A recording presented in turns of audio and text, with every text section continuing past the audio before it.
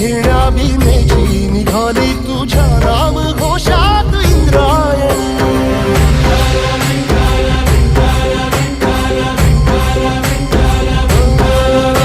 भिडे आसमंती ध्वजा वैष्णवांची उभी पंढरी आज नादावली.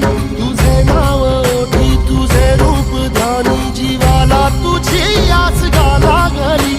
जरी बाप साऱ्या जगाचा परी